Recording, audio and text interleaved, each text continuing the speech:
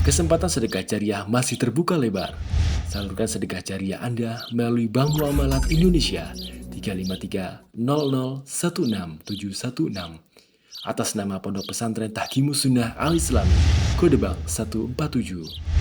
Informasi dan konfirmasi 0813 7314 7983. Jazakumullahu khairan. وبركاته. بسم الله الرحمن الرحيم. إن الحمد لله الصلاة والسلام على رسول الله وعلى آله وأصحابه ومن والاه. أشهد أن لا إله إلا الله وحده لا شريك له وأشهد أن محمدا عبده ورسوله صلى الله عليه وعلى آله وأصحابه وسلم تسليما مزيدا. يا أيها الذين آمنوا اتقوا الله حق تقاته ولا تموتن إلا وأنتم مسلمون. أما بعد فإن أصدق الحديث كتاب الله خير الهدي هدي محمد صلى الله عليه وسلم وشر الأمور محدثاتها وإن كل محدثة بدعة وكل بدعة ضلالة وكل ضلالة في النار. Akhwanafuddin rahiman wa rahmatullah. Alhamdulillah, kembali kita bersyukur kepada Allah Subhanahu wa taala bisa bermajlis melanjutkan pelajaran kita, yaitu sebuah risalah yang ditulis oleh Syekh Muhammad Ibn Abdul Wahhab, berbicara atau membahas tentang kewajiban kita akan perintah-perintah Allah Subhanahu wa ta'ala. Kita sampai kemarin pada kewajiban yang kelima, dan itu perkara yang sangat penting bagi seorang yang mendapatkan perintah Allah Subhanahu wa ta'ala, berarti itu ibadah. Hendaklah betul-betul dia perjuangkan agar ibadahnya bisa diterima oleh Allah Subhanahu wa ta'ala. Agar ibadah ini diterima oleh Allah Subhanahu wa ta'ala, hendaklah dilandasi dua perkara. Yang pertama, ikhlas, semata-mata mengharapkan ridha Allah Subhanahu wa ta'ala. Yang kedua, muthaba'ah, shawab, ibadahnya harus benar, harus sesuai dengan yang dicontohkan dan dituntutkan oleh Rasulullah Sallallahu Alaihi Wasallam. Ini dua syarat diterimanya amal, maka diperjuangkan. Kalau butuh ilmu, kewajiban pertama sudah diterangkan, dicari bagaimana amal yang sesuai dengan tuntunan Rasulullah Sallallahu Alaihi Wasallam. Jangan hanya beramal. Jadi kaidahnya, semua ibadah itu bentuknya apapun harus dilakukan karena Allah Subhanahu wa ta'ala. Itu rumus pertama. Baik ibadah apapun, ibadah batin, ucapan atau amal perbuatan, semua harus ditujukan hanya karena Allah Subhanahu wa ta'ala. Rumus yang kedua, semua bentuk ibadah harus dibangun di atas petunjuk Rasulullah Sallallahu Alaihi Wasallam. Nah, ini kalau sederhana makna dari dua kalimat syahadat, asyhadu an la ilaha illallah, yang kedua wa asyhadu anna Muhammadan Rasulullah. Meskipun penjabarannya tentu lebih luas. Begitu ya, jadi diperjuangkan keikhlasannya, berupaya untuk seikhlas-ikhlasnya, dan berupaya ibadahnya dibangun di atas sunnah Rasulullah SAW. Sederhananya, kalau kita mengamalkan sebuah amalan atau mendapati satu amalan, terus terjadi polemik misalnya, boleh apa tidak, maka rumus sederhananya tadi, ada enggak petunjuk dari Nabi SAW? Kalau enggak ada, ya sudah, selamatnya tidak dikerjakan. selamatnya tidak dikerjakan, kecuali sampai jelas betul bahwa itu diizinkan secara sunnah Rasulullah Sallallahu Alaihi Wasallam. Karena kadang-kadang di akhir-akhir ini ada muncul beberapa amalan yang kemudian jadi polemik. Polemik sebenarnya kalau dibangun di atas sebuah ilmu mestinya nggak jadi masalah. Cuman kadang-kadang kita yang tidak siap, sehingga yang tidak mengamalkan disangka itu anti, kemudian yang mengamalkan disangka itu adalah pelaku kebid'ahan. Nah, karena itu hati-hati, itu sifat pribadi namanya. Sikap hati-hati itu tidak mengharuskan orang lain seperti dirinya. Tetapi dalam kaidah ibadah tadi, misalkan kita menghadapi polemik berbeda ini, bingung, boleh apa tidak boleh, udah kembali aja kepada Rasulullah SAW.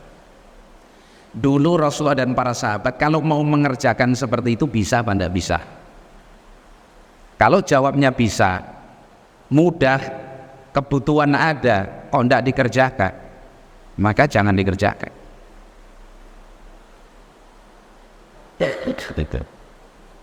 Contoh misalkan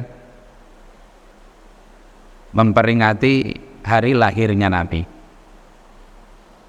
misal begitu kan, bulan-bulan ini kan gitu ya. Rasulullah dulu kalau mau mengerjakan bisa pada bisa, sangat mudah, sangat bisa. Kumpulkan orang, kasih apalah makan. Atau para sahabat, apalagi zaman-zaman Umar bin Khattab, Utsman bin Affan, ini kekuasaan Islam sudah Masya Allah, kaum muslimin sudah Allah limpahkan wilayah dan kekayaan yang luar biasa, sangat mampu. Kebutuhan ada untuk mengingat Rasulullah Sallallahu Alaihi Wasallam kalau alasannya cinta. Tapi dikerjakan apa tidak? Tidak dikerjakan oleh Rasulullah dan para sahabatnya.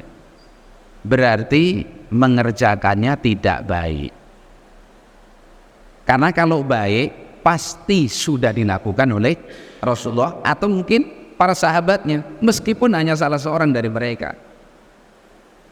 Nah, sedangkan pekerjaan itu Rasulullah tidak, para sahabat tidak, tabi'in tidak, tabi'ut tabi'in tidak, imam yang 4 juga tidak.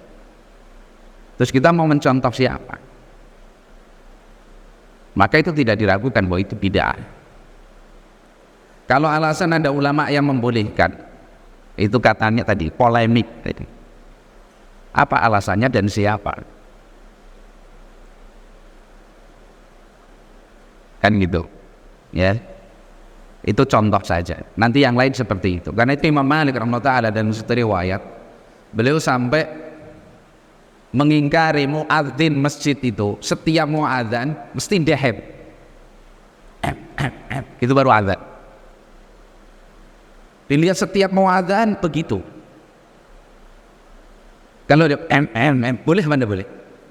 Boleh, ya boleh. Tapi kok setiap muadzan seperti itu? Sudah diingatkan kok seperti itu lagi? Sampai akhirnya Imam Malik katakan, hentikan dia dari tugas azan. Fa'innahu mubtadi', karena dia ahli bid'ah. Apa bid'ahnya? Padahal gitu, perkara yang mubah. Tapi kenapa kok setiap muadzin seperti itu? Begitu loh ya. Sedang ini tidak pernah dicontohkan oleh Rasulullah SAW dan para sahabatnya. Maksudnya di sini, para salaf itu begitu perhatian terhadap amalnya, bagaimana bisa diterima oleh Allah Subhanahu wa Ta'ala. Kalau ikhlas jelas, meskipun itu paling sulit. Tapi kadang PR-nya bagaimana mengikuti petunjuk Rasulullah Sallallahu Alaihi Wasallam. Maka sederhananya tadi, amal itu prakteknya harus dibangun di atas petunjuk Rasulullah Sallallahu Alaihi Wasallam. Jelas ya? Ini poin yang ke-5. Sekarang al-martabatus sadisah, tingkatan yang ke-6 di dalam kita menerima perintah Allah Subhanahu wa Ta'ala at-tahdhiru min fi'li ma yuhbituhu. Waspada, hati-hati setelah dia beramal, amalnya sudah diperjuangkan, ikhlasnya sudah diperjuangkan untuk mutaba'ah sunnah, harapannya diterima besar amal tersebut. Hati-hati dari melakukan sesuatu yang bisa menghapuskan amal tersebut. Waspada dari hamanya, dari penyakitnya. Jangan sampai sudah beramal, hapus amal itu, sia-sia, nggak bisa dipetik hasilnya. Nah, ini juga perlu perhatian besar. Banyak orang bisa jadi beramal, dia sudah diperjuangkan ikhlas, sudah betul-betul mutaba'ah sunnah, sudah bagus amalnya, tapi dia kurang waspada terhadap perkara-perkara yang bisa membatalkan amal tersebut. Maka kewajiban berikutnya adalah at-tahdhir, mengingatkan diri kita sendiri supaya waspada dari perkara-perkara yang bisa menghapuskan amal tersebut. Dan ini simak atau perangai orang yang bertakwa kepada Allah Subhanahu wa ta'ala. Jadi tidak berbangga dengan amalnya, tidak cukup dengan dia amalkan.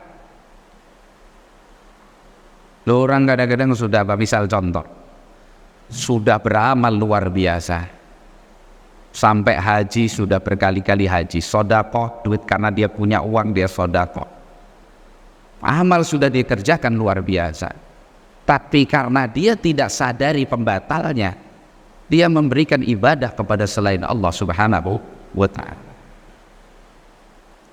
Lu amal sebesar itu, sekali dia beribadah kepada selain Allah, misalkan menyembelih korban kepada selain Allah, atau beristighasah, ya Syekh fulan aghisni, hapus seluruh, sia-sia. Ini bahaya. Jadi ketika sudah berupaya semaksimal mungkin, hati-hati dari bahaya yang mengancam amal kita. Dijaga betul, dieman-eman betul, begitu amalnya itu. Ya. Beliau mengatakan al-martabatus sadisah, kata Syekh Muhammad rahimahullah ta'ala, tingkatan yang keenam, innas salihin, sesungguhnya orang-orang yang saleh, sesungguhnya orang-orang yang saleh. Kita berupaya untuk jadi orang yang saleh. Ya khafuna min khubutil amal, mereka sangat takut kalau amalnya hapus sia-sia. Jelas ya? Beramal itu sudah berat. Berjuang supaya amalnya diterima oleh Allah itu juga lebih berat. Ikhlas itu berat. Seorang sholat gitu saja berat, puasa berat, sedekah apalagi berat. Tapi berjuang supaya sholatnya, puasanya, sedekahnya diterima oleh Allah itu lebih berat lagi. Kadang salaf dulu lebih memperhatikan bagaimana dia beramal sebelum amal tersebut dia kerjakan, supaya amal ini diterima oleh Allah seperti apa. Itu lebih mereka perhatikan. Karena butuh apa? Butuh ikhlas, butuh mutaba'ah tadi. Nah, setelah mereka berjuang untuk ikhlas dan mutaba'ah, sehingga amalnya yakin, berupaya berharap besar diterima oleh Allah Subhanahu wa ta'ala. Berikutnya, kalau orang yang saleh khawatir betul kalau ada dari perilaku dia itu sesuatu yang akan menghapuskan amal ibadah yang sudah dia perjuangkan. Sayang begitu sama amalnya, mana amalnya sekecil apapun, karena kita ini nggak ngerti loh dari pintu mana rahmat Allah itu turun, dari amal yang mana kita nggak tahu. Barangkali sholat yang setiap hari kita lakukan bukan dari pintu itu, barangkali Allah memberikan keutamaan kepada kita. Kan itu Nabi SAW mengatakan la tahkiranna minal ma'rufi syai'at. Jangan pernah engkau meremehkan perbuatan baik itu meskipun kecil. Jangan. Karena kita nggak ngerti. Jelas ya? Dijaga dari perkara yang bisa menggagalkan amal kita. Lu kan memang sudah beribadah, harapannya diterima oleh Allah, tapi ternyata dia melakukan sesuatu yang menggagalkan seluruh ibadah tersebut. Sayang, capek dia dong. Nah, liqaulihi ta'ala, berdasarkan firman Allah Subhanahu wa ta'ala, an tasbata a'malukum wa antum la tash'urun. Jangan sampai terhapus seluruh amalmu dalam keadaan kalian tidak menyadari. Ayat ini dijelaskan oleh para ulama. Ini yang paling ditakuti oleh orang-orang soleh itu diantaranya ayat ini. Kalau hapus amal sadar, diantisipasinya mudah. Lah kalau amal itu terhapus, wa antum la tash'urun, dalam keadaan kalian tidak menyadari, ini yang bencana. Menganggap dirinya masih di atas petunjuk, amalnya besar di sisi Allah, ternyata haba'an mansura, sia-sia, nggak bisa dipetik. Apa sulit toh sebenarnya beragama ini? Nggak sulit, cuman kita mau berjuang apa tidak. Intinya kan ada amal soleh, ada kejelekan yang bisa menggugurkan amal soleh tersebut. Makanya setan itu berjuangnya di situ. Jelas ya? Nah ayat tadi, antah batu amalukum wa antum la tashkurun, itu kasusnya apa coba? Berarti kan ayat Allah SWT, ya ayyuhalladzina amanu la tarfa'u aswatakum fawqa sawtin nabi wa la tajharu lahu bil qawli ka jahri ba'dikum li ba'din. Baru ayat antah batu amalukum wa antum la tashkurun. Wahai orang-orang yang beriman, jangan kalian mengangkat suara kalian lebih keras dari suara Rasulullah sallallahu alaihi wasallam. Wala tajharu lahu bil qaul. Jangan menjaharkan untuk Nabi itu dengan sebuah ucapan seperti yang kalian lakukan sebagian kalian kepada sebagian yang lain. Ini adab kepada Rasulullah SAW. Adab kepada Nabi SAW. Tapi kalau adab ini tidak diterapkan, apa resikonya? Antahbatu a'malukum wa antum la tash'urun. Bisa hapus seluruh amal kalian. Hapus seluruh amal itu kufur. Karena orang yang seluruh amalnya terhapus itu tidak lagi muslim. Seperti la in asrakta la yahbatanna amalu. Jika kamu berbuat syirik akan hapus seluruh amalmu. Berarti muslim ada muslim? Masih ada Islamnya? Nggak ada. Amalnya semuanya hilang. Nanti ada kisah di ayat ini yang luar biasa ya. Bagaimana salaf ya dalam menjaga dan mengkhawatirkan kalau sampai amal mereka termakan hama. Lalu kita ini nanam padi aja ditungguin sampai kadang-kadang malam rebutan air sampai ribut sama tetangga supaya padinya bisa panen dengan bagus. Burung, perang, tikus sampai disembarakan seekor tikus 50 perak misalkan begitu, demi menghilangkan hama, sehingga diciptakan oleh manusia bagaimana obat-obat untuk membasmi hama. Mahal pun antum beli demi supaya panen. Nah coba kalau antum tanam padi begitu, udah beramal ini, biarin aja tadi makan. Panen apa gak panen? Gak panen, yang panen tikus. Lah itu rugi dunia. Resikonya hanya dunia, kita nggak dapat padi kalau itu tanam padi, nggak dapat cabai kalau tanam cabai. Lah ini surga. Kalau sampai gagal, wala haula wala quwata illa billah. Dalam sebuah hadis yang dibawakan oleh Syekh Abdurrahman Ibn Hasan al-Syekh dalam Fathul Majid tentang bahayanya syirik gitu ya. Allah Subhanahu wa ta'ala itu bertanya kepada orang musyrik, Dicelupkan azab, ditanya, andaikan kamu punya dunia dan seluruh isinya, ditambah seperti itu lagi, maukah kamu jadikan itu sebagai tebusan atas azabmu ini? Spontan dia jawab, balah, iya. Masya Allah. Kata Allah, dulu aku inginkan kepadamu yang jauh lebih ringan dari itu, yaitu agar kamu beribadah hanya kepadaku dan tidak mempersekutukan aku dengan sesuatu pun, fa'abaita, tapi kamu tidak mau. Disuruh mentauhidkan Allah, menjauhi kesyirikan, ringan, nggak usah ditembus dengan harta, mudah dan akan sukses nanti di yaumul kiamat. Lebih senang berbuat syirik, dan nanti adabnya setelah dia rasakan, andaikan punya dunia dan seluruh isinya untuk dijadikan tebusan, dia akan berikan dunia dan seluruh isinya, yang penting dia selamat dari adab nanti di yaumul kiamat. Gagal. Jelas ya? Jadi dijaga.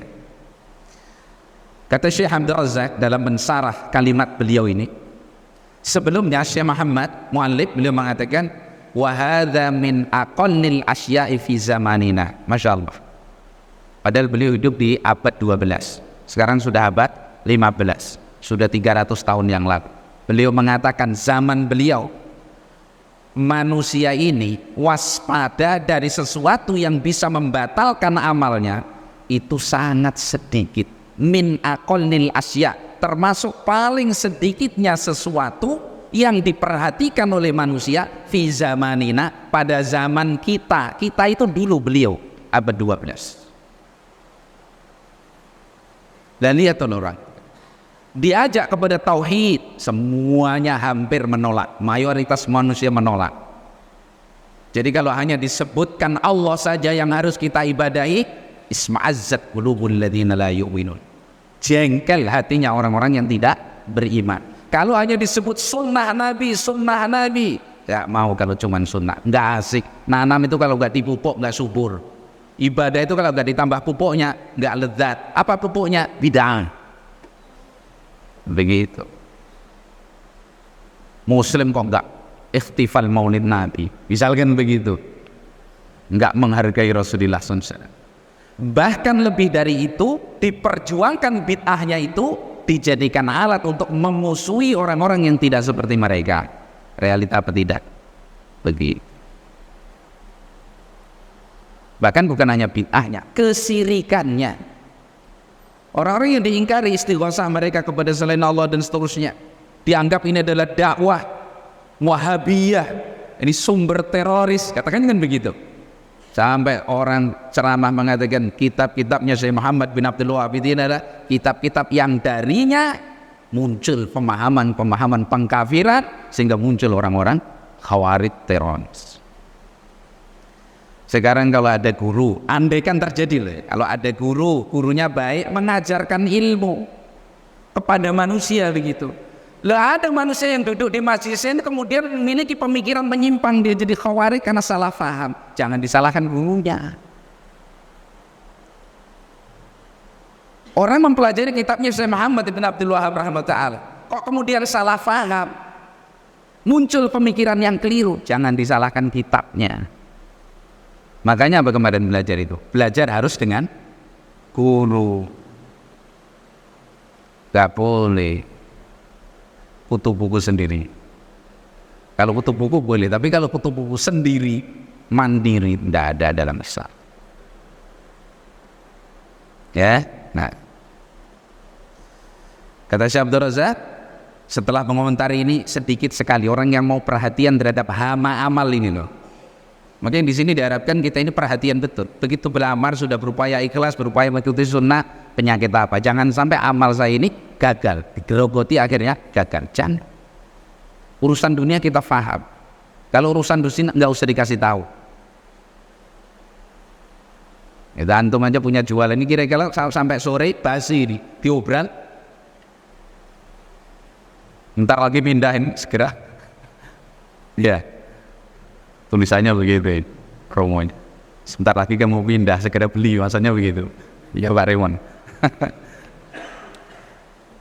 Jadi kita punya makan jam 5 sore ini expired, ini nggak bisa. Duhur kok belum habis, ini diobrat. Ya, mestinya tadinya 1.000 dah 1.200 gitu. Yang penting kembali modal. Kalau urusan dunia nggak usah diingatkan, ngerti akan rugi itu tahu. Nah, tapi akhirat ini yang perlu diingatkan terus. Apalagi saya tadi mengatakan apa? Wa hadza min aqallil asya' fi zamanina. Di zaman kita orang yang perhatian akan amalnya ini sangat sedikit. Kalau orang yang beramal bahaya, beramal. Cuma amalnya ini bisa dipetik apa tidak? Ini kadang-kadang nggak diperhatikan.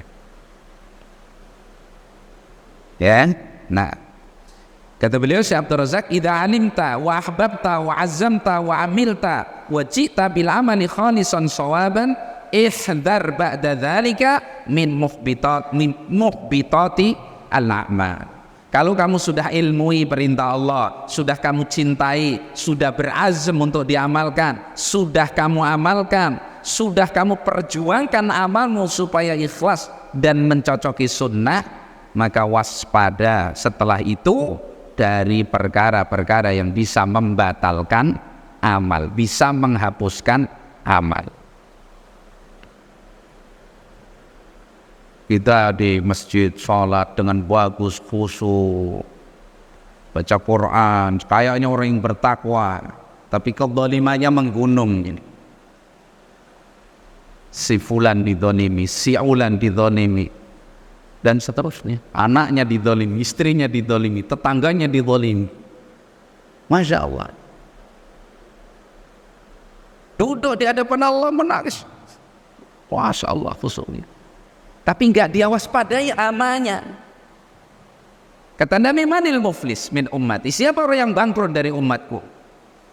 Orang yang datang nanti di yaumul qiyamah membawa salat, membawa puasa, membawa sedekah. Berarti diterima enggak amalnya sampai akhir? Diterima asalnya. Tapi bersama itu dia telah mencela si fulan, mencaci si fulan, merusak kehormatan si fulan, memukul si fulan, menzalimi si fulan. Akhirnya kebaikan-kebaikan yang dia sudah bawa ke akhirat tadi diberikan kepada orang yang dia zalimi. Kalau itu belum cukup untuk menebus kezalimannya, kejelekan orang yang dizalimi diambil, dibebankan kepadanya, tsumma turiha finnar, kemudian dicampakkan ke dalam neraka. Masya Allah. Ini nasib orang yang sholat, itu orang yang puasa, orang yang sedekah, orang yang beramal-amal soleh. Dia sudah perjuangkan ikhlas, dia sudah perjuangkan sesuai dengan sunnah, sehingga amalnya sampai ke negeri akhirat. Mestinya dia miliki. Gagal dia memetik hasilnya karena dia melakukan kezaliman yang akhirnya amal itu untuk membayar kezalimannya tersebut. Kalau itu kurang, dia bangkrut betul, karena dosa orang yang dizalimi harus dia tanggung. Zalim lisan, tangan. Yang paling banyak apa? Lisan. Menghibah, membunuh karakter saudaranya, menjatuhkan kehormatannya, memfitnah. Maka hati-hati. Pesan para sahabat, kalau kita bisa datang ke akhirat dalam keadaan punggung kita ini tidak membawa beban kezaliman, falyaf'al, kerjakan. Rasulullah mengingatkan, man kanat indahu madlamatun li akhihi falyatahallalhu. Barang siapa yang punya tanggungan kezaliman kepada saudaranya, segera minta diselesaikan, halalkan. Sebelum nanti di yaumul qiyamah enggak ada lagi tebusan. Tebusannya apa? Amal tadi. Jangan kita yang bekerja keras di dunia, orang lain yang menikmati hasilnya. Maka salaf dulu ketika dirusak kehormatannya, ada di antara mereka ketika dirusak kehormatannya, orang yang merusak kehormatannya, mencela dan memfitnah dia itu dikirimi hadiah. Sampaikan kepadanya, jazakallahu khairan. Tidak ada orang yang lebih baik kepada diri saya melebihi engkau. Kenapa? Nggak ada orang yang mau menginfakkan amal kebaikannya kepada seseorang yang lebih baik dari orang seperti itu, nggak ada. Jadi kalau orang berlaku zalim, menggibah kita, memfitnah kita, merusak kehormatan kita, coba bersabar, jangan dibalas. Karena hakikatnya orang sedang mentransfer kebaikannya kepada kita. Siapkan aja rekening. Ayo dah, Masya Allah. Itu diantara yang menggagalkan seorang memetik amal. Ya.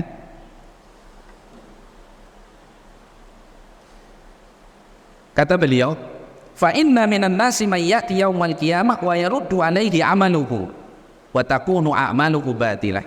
Ada orang yang datang nanti di yaumul qiyamah dan amalnya datang kepadanya tapi ditolak amal ini karena amalnya adalah amal yang batilah, terhapus, sia-sia. Kemudian Syekh Abdul Razak menjelaskan, wa a'dhamu mubtilin lin a'mali hadimin laha asyirku billahi wal kufru bihi. Sepakat ini bukan? Paling besarnya pembatal amal, paling besarnya penghancur amal ibadah kebajikan seseorang adalah asyirku billah, kesyirikan dan kekufuran. Maka sering kita ingatkan, pertama yang harus betul-betul kita waspadai adalah asyirku billah. Jangan sampai berbuat syirik. Ya, nah, baik. Kita lanjutkan sedikit. Jadi beliau Syekh Abdul Razak menjelaskan sesuatu yang sebenarnya sudah maklum bagi kita. Paling besarnya pembatal amal, penghapus amal adalah asyirku billah, kesyirikan di dalam beribadah kepada Allah. Jadi rumusnya, ibadah itu hanya untuk Allah. Semua jenis ibadah itu hanya hak Allah.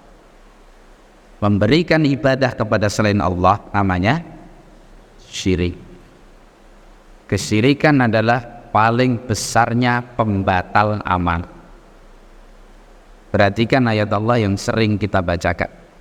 Allah Subhanahu wa taala menyatakan, walaqad uhiya ilaika wa ilal ladzina min qablika la in asyrakta la yahbatanna 'amaluka wa la takunanna minal khasirin.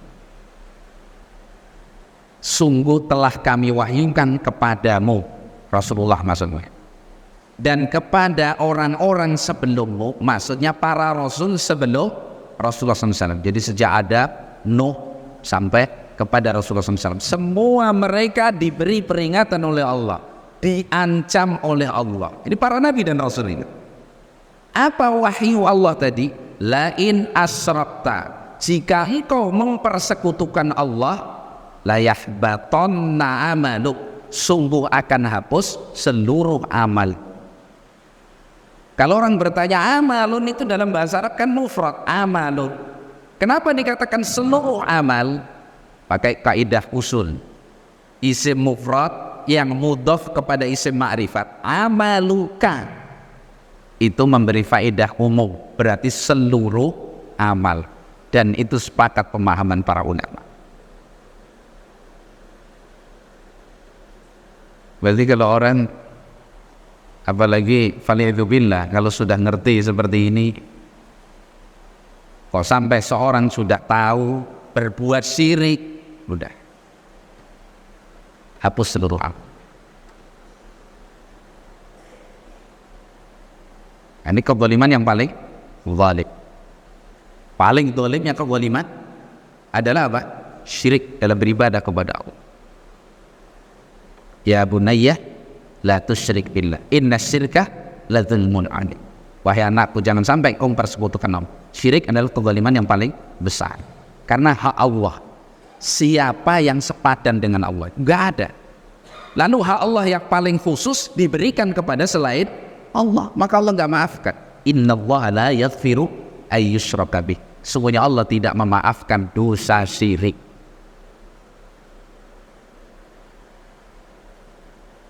Kalau orang mikir, Masya Allah, seorang misalkan beristighosa, yang sering terjadi itu, kepada penghuni kubur, beribadah kepada penghuni kubur.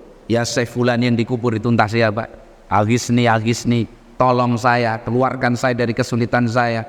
Atau misalkan unsurni, tolong saya, penghuni kubur seperti itu, maka dia musyrik, kafir, bukan muslim. Kalau mati nggak boleh diikuti jenazah, nggak boleh disolatkan, nggak boleh dikubur di pekuburan kaum muslimin, nggak boleh saling mewarisi. Musyrik, kafir. Kalau pikir besar, tapi dia sholat, hafal Quran, imam sholat misalkan, haji berkali-kali. Ketika kita bicara orang tersebut dengan kebaikannya, tapi kalau kita melihat bahwa yang dia lukai adalah hak Allah, Rabb semesta alam yang memberi kehidupan kepadanya, akan jelas pelanggaran yang sangat besar. Kemarin dalam khutbah Jumat sudah kita terangkan seperti itu. Hak antum yang paling khusus saja boleh dikeduakan, boleh diduakan? Enggak boleh. Padahal kita dalam memberi orang yang katanya kita punya hak khusus dari dia, yang harus dia tunaikan, enggak sempurna. Seperti antum kepada istri antum, seberapa besar jasa antum merawat istri antum, apalagi sering disusahkan, itu aja hak khusus antum. Kalau diberikan kepada selain antum boleh? Nggak normal antum kalau boleh. Bagaimana lagi ini hak Allah subhanahu wa ta'ala, zat yang maha agung, sempurna, pemilik seluruh alam raya, termasuk diri kita. Kemudian haknya dibagi dengan makhluk yang lemah, yang tidak memberi manfaat dan tidak bisa menimbulkan apa? Madharat. Ini kezaliman yang paling zalim. Hapus seluruh amal. Ketika Allah SWT menyebutkan para nabi, Ibrahim dan anak keturunannya disebutkan, Allah kemudian mengatakan, walau asrafu, andaikan mereka orang-orang hebat ini, para nabi ini berbuat syirik, lahabita anhum ma kanu ya'mal, akan hapus seluruh amal kebaikan yang pernah mereka lakukan. Lah amalnya nabi, ibaratnya para rasul seperti apa? Itu pun kalau sampai berbuat syirik, hapus seluruhnya. Yang diancam dosa itu, kalau yang diancam seorang yang tidak mungkin melakukannya, ini menunjukkan dosa yang sangat besar. Loh, para nabi dan rasul nggak mungkin berbuat syirik, tapi diancam. Ini menunjukkan bahayanya yang sangat besar. Karena itu ikhwah rahimani wa rahmati, diwaspadai. Jangan mau aman. Kalau saya aman, enggak. Salafi misalkan itu. Kadang orang tertipu dengan tauhidnya. Ingat Ibrahim doanya apa? Wajnubni wa baniya an na'budal asnam. Jauhkan aku ya Allah dan anak keturunanku dari beribadah kepada berhala. Ibrahim At-Taimi rahimahullah mengomentari ayat ini. Beliau mengatakan, man ya'manul bala ba'da imamil khunafa Ibrahim. Siapa lagi yang bisa aman dari bala, yaitu kesyirikan, setelah Ibrahim? Kalau Ibrahim alaihissalam saja nggak merasa aman dari kesyirikan, sehingga harus waspada, berjuang, berwasiat kepada anak keturunannya supaya terjaga akidah mereka. Terus selain Ibrahim merasa aman, lebih harus khawatir. Apalagi sekarang bajunya bisa digonta-ganti, alasan cinta kepada orang soleh, alasan taat kepada pemimpin, taat kepada ustadznya, taat kepada tokohnya, kepada kiainya, akhirnya berbuat syirik. Enggak enak. Loh, kamu kok ikut menyembelih korban untuk selain Allah itu loh. Iuran 100.000 itu untuk beli kambing, enggak enak. Enggak enak sama lingkungan. Padahal itu untuk berkorban kepada selain Allah. Hati-hati. Makanya yang dikhawatirkan ulama tadi apa? Antahbata a'malukum wa antum la tashkurun. Hapus amalnya dalam keadaan enggak merasa. Wa yahsabuna annahum yuhsinuna sun'a. Mereka masih menyangka mereka masih berbuat yang sebaik-baiknya amal. Ternyata amalnya sudah enggak ada sama sekali. Karena itu seorang yang saleh tidak hanya bersibuk tentang masalah amal, tapi amal diperjuangkan supaya diterima oleh Allah SWT. Dia perjuangkan ikhlasnya, dia perjuangkan sunnah Nabi SAW. Setelah itu terus didampingi amalnya dengan kewaspadaan tinggi, jangan sampai ada perkara-perkara yang bisa membatalkan amal yang sudah dia perjuangkan. Ya, nah demikian insyaallah. Materi yang ke-6 ini masih ada lanjutannya, insyaallah nanti pertemuan berikutnya kita sebutkan bagaimana dalil dan contoh-contoh dari salaf. Mereka berupaya sekuat tenaga untuk membentengi amal mereka agar tidak terhapus atau batal dengan sebab melakukan hal-hal yang merupakan pembatal amal ibadah. Demikian, wallahu a'lam bishawab. Sallallahu wasallam wa baraka ala nabiyyina Muhammadin wa ala alihi wa sahbihi ajma'in. Subhanakallahumma wa bihamdik, asyhadu an la ilaha illa anta, astaghfiruka wa atubu ilaik. Assalamualaikum warahmatullahi wabarakatuh.